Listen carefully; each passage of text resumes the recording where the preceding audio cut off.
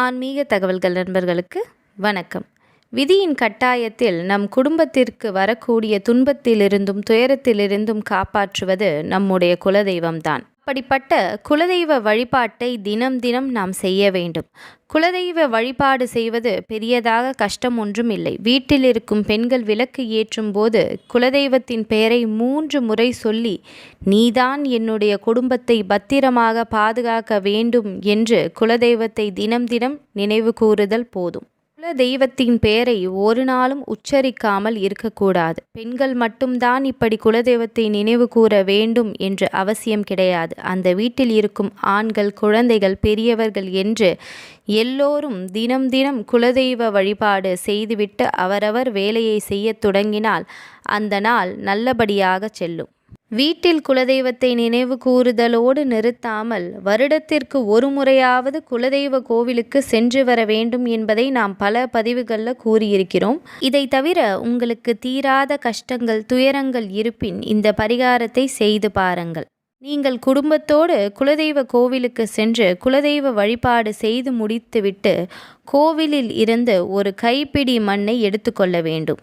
குடும்பத் தலைவனின் கையால் ஒரு கைப்பிடி மண், குடும்பத் தலைவியின் கையால் ஒரு கைப்பிடி மண், இரண்டையும் எடுத்து ஒரு மஞ்சள் நிற துணியில் வைத்து முடிந்து கொள்ள வேண்டும்.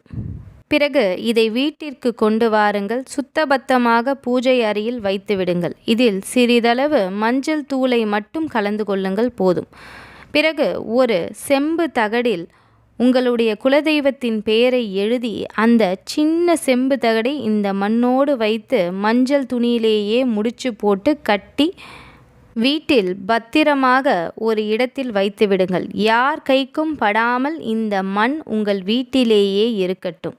இதனை பூஜை அறையிலேயே கூட வைத்து விடலாம். ஆனால் தினம் விளக்கேற்றும் போதும் ஊதுவத்தியை இந்த முடிச்சுக்கு காண்பிக்க வேண்டும். அவ்வளவுதான். வருடத்திற்கு ஒரு முறை குலதெய்வ கோவிலுக்கு செல்லும் போது புதிய மண்ணை எடுத்து வரலாம். பழைய மண்ணை உங்களுடைய வீட்டிற்கு உள்ளேயே ஏதாவது ஒரு மண்பாங்கான இடத்தில் கொட்டிவிடுங்கள். ஒரு தொட்டியோ அல்லது நீங்கள் செடி வைக்கக்கூடிய இடமோ ஏதாவது ஒரு இடத்தில், கால்படாத இடத்தில் அதை போட்டுவிடுங்கள். இப்படி குலதெய்வ கோவிலில் இருந்து எடுக்கப்பட்ட மண்ணில் குலதெய்வமே குடியிருக்கும். உங்களுடைய முன்னோர்கள் காலடி தடம் பட்ட மண் அது. இனி உங்களுடைய அடுத்த சந்ததியினர் செல்லக்கூடிய இடம்தான் அது.